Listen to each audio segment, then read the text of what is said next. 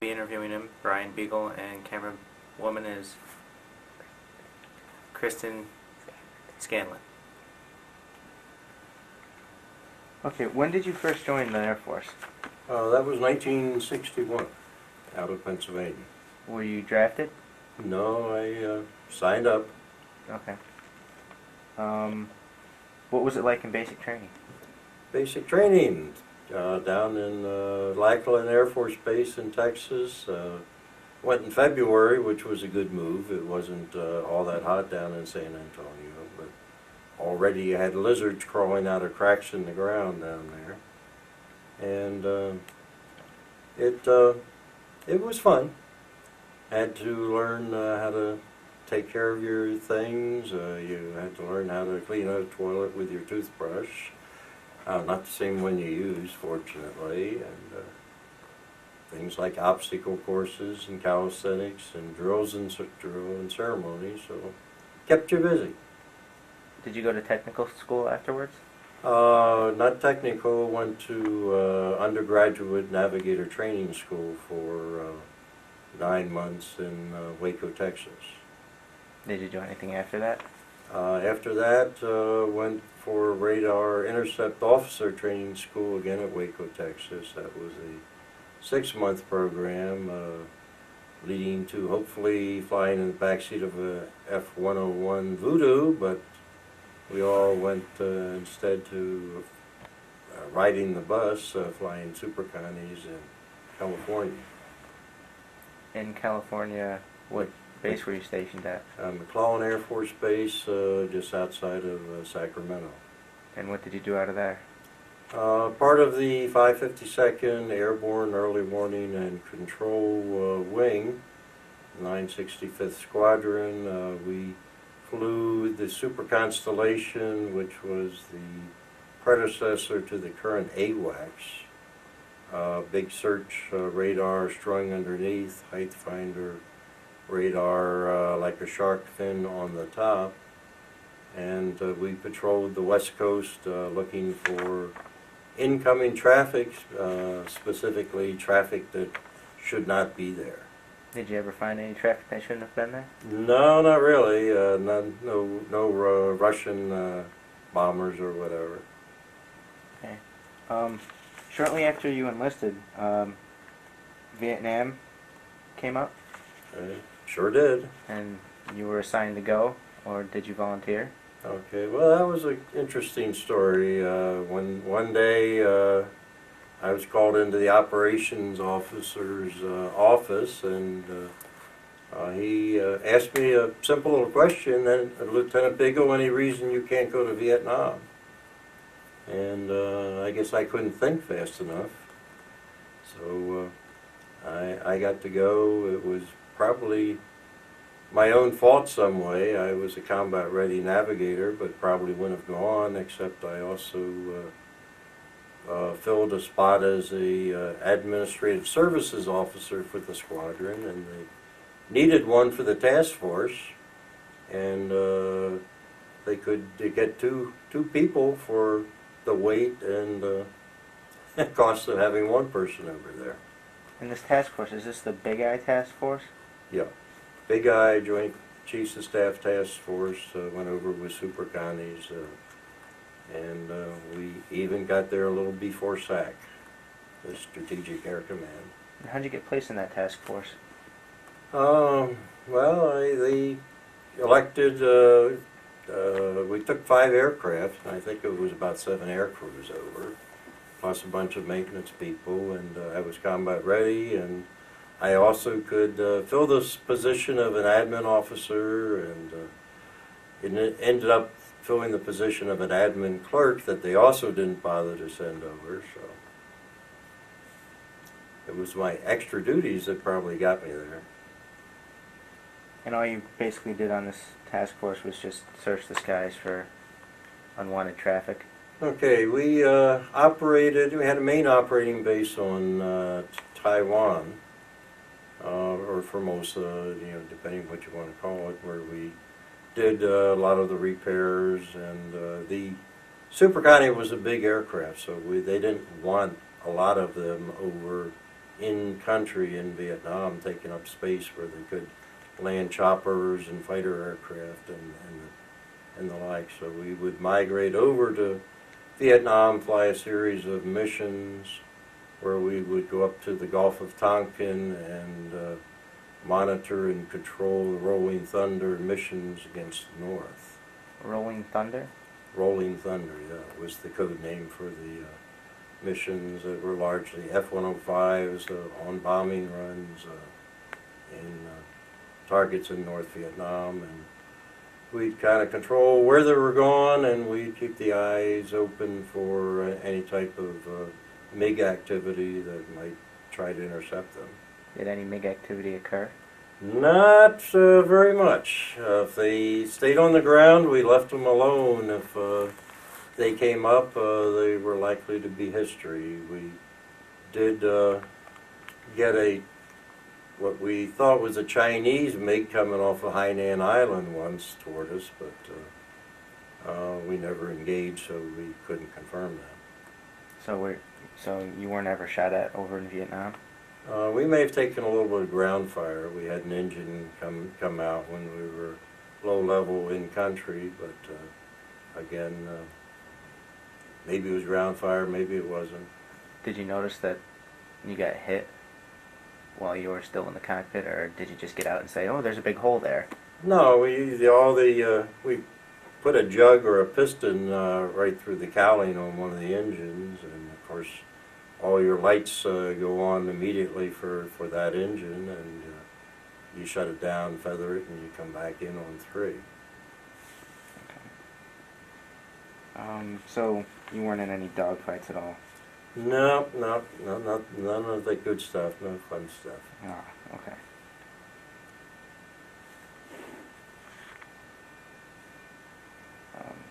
Did you notice anything unusual in Vietnam? Well, it was kind of funny. A number of things like if you were in Saigon and because you had wings on, there was a price on your head. You were worth money, dead or alive, preferably alive, delivered to the VC. You walked around with a 38 strapped on, and the Vietnamese police wore white uniforms referred to as white mice.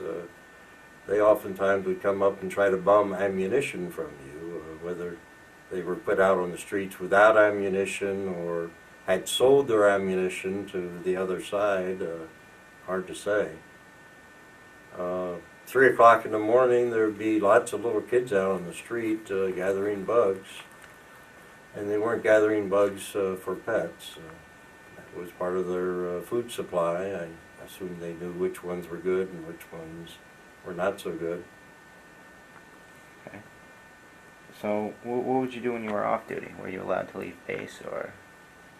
Okay, when there was not quarters on the base at Saigon, Tan Son Nhut. In essence, you were flying and fighting a war during the day, and you'd come home and jump into a pedicab or taxi and go spend the night in a hotel downtown Saigon, which was probably riskier than some of the flying we did, because they bombed some of those hotels.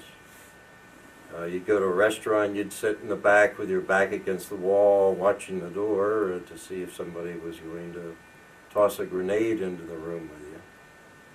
Did anything like that ever happen? No, not to me. We had one of the other crews there that was eating on the Mekong floating restaurant on the river in Saigon. That while they're eating there, had a bomb go off alongside the boat. And then as people were getting off, there was another bomb that they had placed by the gangway. The bigger bomb to take the traffic out. They fortunately went over the side into the mud rather than coming out the gangplank. Right. For your services in Vietnam, did you get any medals for your service? I got the Vietnam medal, service medal for just being there. I got the air medal for the flying type operations, and got the Air Force Commendation Medal for the work I was doing between flights, running the administrative functions for the task force. Okay. Did you ever see anything amazing happen, like with any other kinds of aircraft while you were there? Well, in Formosa, it was kind of interesting. There you're dealing with the nationalist Chinese Air Force, where there are probably 6 or 8 pilots to every aircraft that they have to fly, and there is a lot of competition to be the lead pilot for a particular aircraft. And one day we're out there on the flight line, and one of their Sabres, F-86s, came in and couldn't lower the landing gear. So without foaming the runway ahead of time, they put it down on the runway, gear up. Pop the canopy, and the pilot climbs out. The airplane's on fire, smoking, flames everywhere, and very calmly, slowly, deliberately walks away, because if he showed panic, you know, that on top of having cost them an airplane, he'd probably never get any flying time for the next year. So an F-86, is that like a big plane? Now, F-86 is, you know, a single-seater fighter aircraft. This was essentially our main airplane during the Korean War. Okay. And this was after the Korean War, and as surplus, these were issued. Was there anybody in particular that you served with, like your pilot? Did you always fly with the same pilot? Mostly, yes. We went over, we took the planes over, the flight crew, and we pretty much stayed together. It was Captain Gene Sanders was the pilot. Captain Jim Baum was the co-pilot, who I'm still looking for pictures. While he was over there, he adopted a monkey, a little monkey that went almost everywhere sitting on his shoulder. Did you ever get a monkey? No, I never got a monkey. Are those the only people that you worked with, or? No, I worked with a number of people in stateside. You know, I worked very closely with Major Casey, who was my aircraft commander for a while, and then was the executive officer for the squadron, and did a lot of career guidance, helped him a lot with career guidance for other young officers, and through him got involved in serving as Squadron Administrative Services Officer after being their Information Services Officer. Learned a lot of things other than flying as kind of a way of trying to advance my career prospects. What year did you get out of Vietnam? I get out, I was in Vietnam in '65. I got out of the Air Force in December of '65. One of my goals in the Air Force was to get advanced education. Went into the Air Force with a bachelor's in English. Took a lot of math and science courses, and was conditionally qualified for Air Force Institute of Technology and electrical engineering. Needed 1 credit hour in engineering graphics or mechanical drawing. Did that, and then, oh, you're frozen to the cockpit for the duration. So the end of '65, got out and went to Penn State. Wife and 2 kids and me on essentially sewing 47 days of leave back, and you know, did that for a year until I ran out of money. And it says here that you were part of the Cuban crisis. Yes, early on, after I was at McClellan, about the time I arrived there was the initial blockade and the stand down between Khrushchev and Kennedy.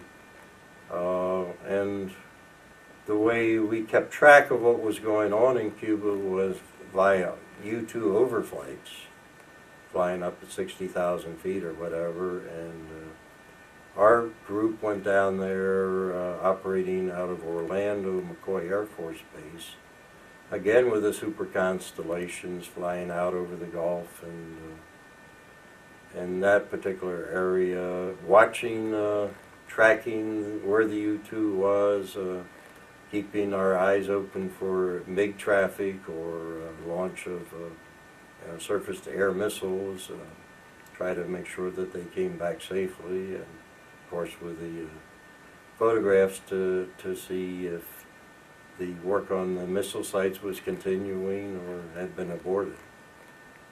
And if maybe they just were doing it in a different place than before. Did you ever encounter any MiGs? No, no.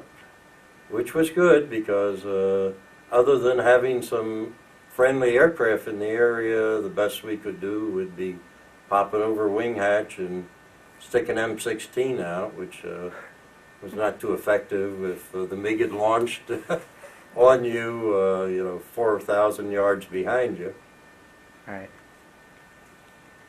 Now, I heard a story about a paint can and some kind of a tower. Oh, okay. Well, down in the Caribbean, there's a lot of little islands that they called cays. And to make sure the boats didn't run into them or ships, a lot of them had lighthouses on them. In the back of the aircraft, we had tubes that you could put flares in and launch flares to light up the sky or declare an emergency. Well, the tubes were just about the right size for a pint can of paint. And most of our flying over water was under 500 feet, anywhere down to looking up at the aircraft carriers, or rather than down on aircraft carriers. We were flying just enough to clear these lighthouses, and if your timing was right, and we did get one yellow can of paint down the side of one of those lighthouses down there. Not something we should do, not something our leaders would brag about or write up in our performance reports, but it seemed like a good thing to do at the time. During the missile crisis, how long did you participate in that? That was about a 90-day temporary duty assignment. Rotate crews in and out. Since we weren't at war, they tried to get as many people experienced doing that as possible, and also minimize the disruption on family life of being in Florida when your family was in California. Okay. So your basic mission objectives were just go up and monitor the skies over Cuba? Yeah, specifically when the U-2's flights were coming. How did you know they were coming? Well, we were tied into the intelligence. These were coordinated activities. We knew what time they were going, and we would launch to be on station, and we were on station at very low altitude so that the Cuban radars wouldn't know we were there. Which brings a interesting story. One day we came back, probably 200 feet over the waves, and ended up over downtown Miami and jumped back up to 3,000 or 4,000 feet, and had an aircraft controller on the horn very quickly. Large aircraft over downtown Miami, please identify yourself. Did you get in trouble for that?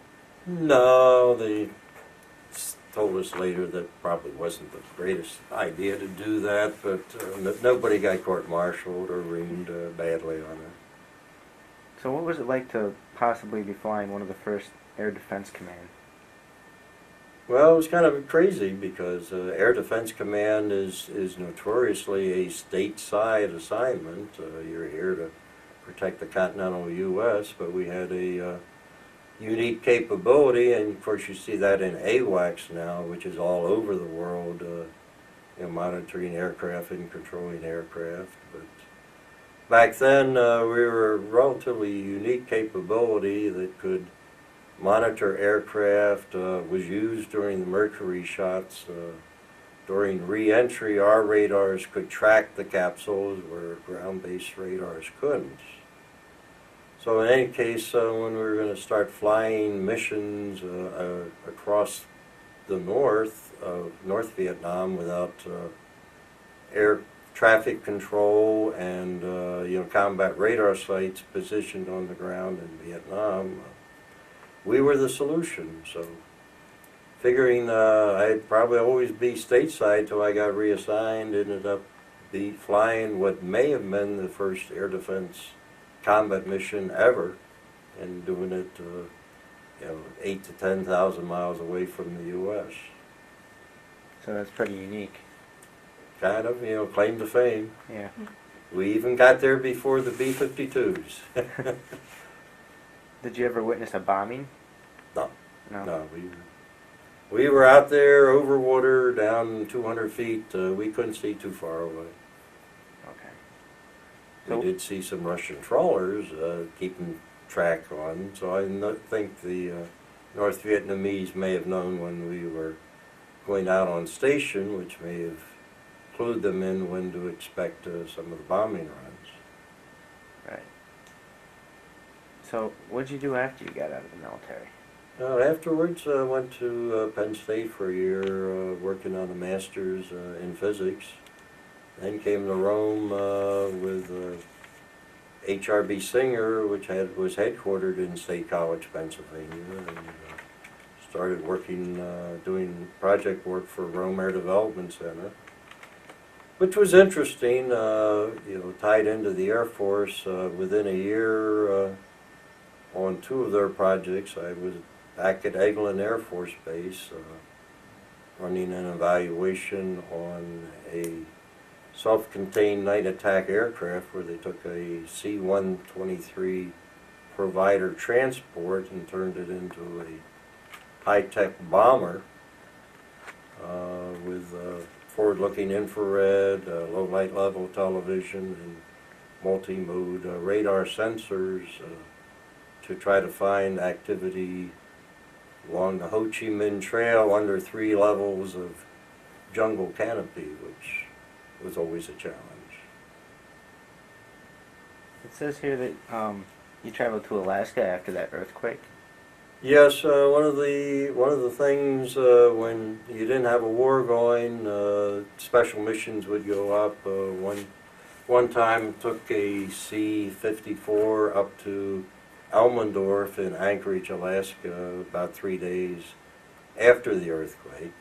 I'll leave behind some pictures of some of these trips, including one of the main streets where to the right of the yellow line is the businesses as they were before, and just about the yellow line in the middle of the road, everything else dropped about 10 yards down and was completely smashed. Like tornadoes, earthquakes, it's amazing how you can have so much damage in one place and just a few feet away, virtually no damage.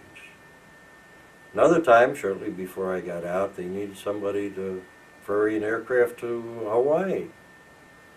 I bet that was nice. Which was not too bad. It was a very low and a very slow airplane. It took us about 15 hours, but then it took me about 3 days staying at Fort DeRussy on Waikiki Beach to find a ride back.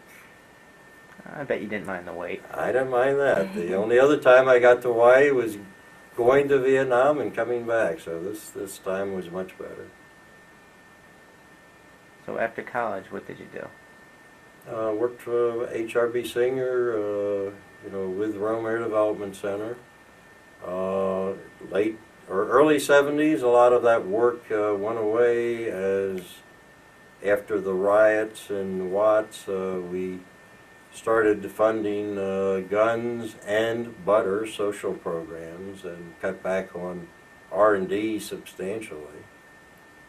And went and did some other things for a number of years, including insurance and the like, before came back in the early 80s into defense contracting again. And then here we are today. Here we are today working for NICETech, New York State Technology Enterprise Corporation, which works with Rome Lab Technologies, or Air Force Research Lab as it's now called, and tries to use some of those technologies to benefit the state of New York and business and universities in the state. Okay. Well, I'm all out of questions now, so I guess I'll have to conclude this interview. Well, that sounds fine. Thank you very much for coming. Thank you for asking me. Have a good one. I'll leave some things behind if you can use them. Some pictures and where I've been and what I did and all that. Sure, definitely.